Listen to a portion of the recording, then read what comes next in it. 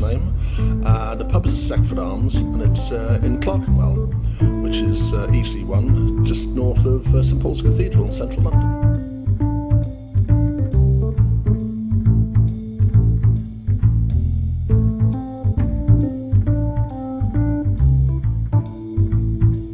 I started working for Whitbread about 18 years ago in central London, and worked in a number of pubs over a few months, and then went out on our own. And I've run country pubs, inner city pubs, basically about 8 to 9 pubs in the last 15 years.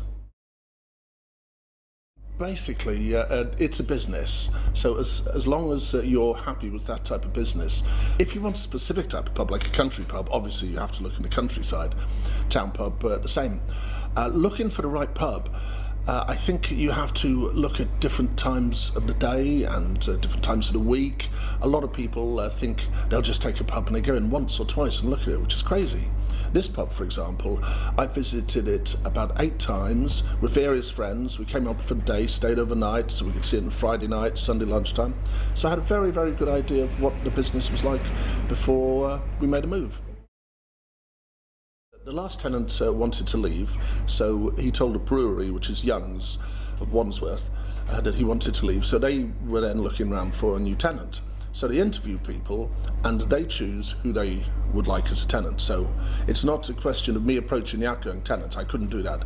So Young's accepted us to take it over, and then we came to an agreement on the fixtures and fittings. Basically, we bought everything that's inside the pub, from the door handles to the light fittings to the carpet to the curtains, but it's all valued by an independent surveyor. They have to approve of the person, but everything else, the value of fixtures and fittings and things like that, that's done independently between the outgoing and the incoming tenants.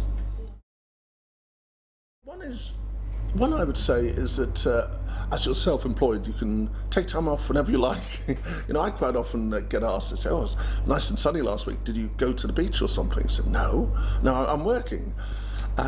So that is a common misconception. And the other is that it's a very, very hard job. That's what a lot of people think, but it doesn't have to be. You know, it's how you arrange it. We've got everything just about right. You have to look carefully at your customers and the customers you want.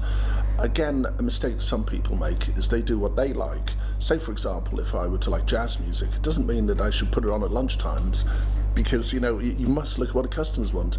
And I think we've got that just about right at the moment. Right menus, right products to sell, right pricing. So that's it. Think about your customers.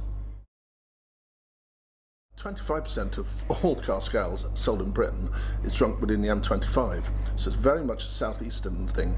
The idea of flat caps and whippets and people drinking cask ale up north has radically changed in recent years.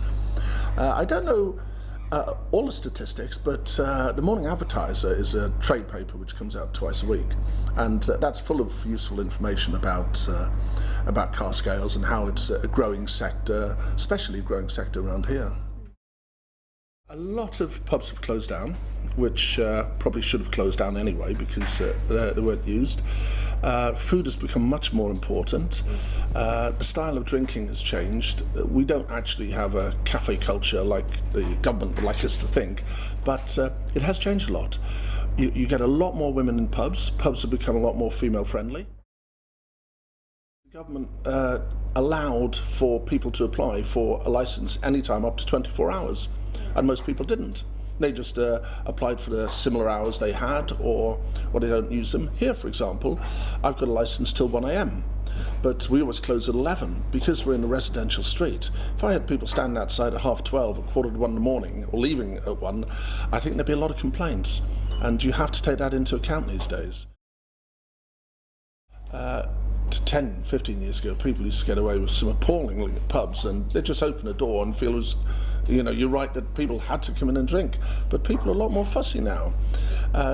With more and more new larger scale pubs opening, like Wetherspoons, for example, people think that there's some pretty good standards here. There's nice furniture, nice fittings. So it's upped everyone's game a little, I think. And it's quite common for somebody to move into a pub and say they have a slightly rougher element, they'll price them out. I did similar here. I took out 3 particular products which some customers drank, and I wanted them to go. And I came in and ordered these drinks, and the barmaid said, "Sorry, we don't sell them." I said, "What do you mean we don't sell them? We always drink them." I said, have to try somewhere else then.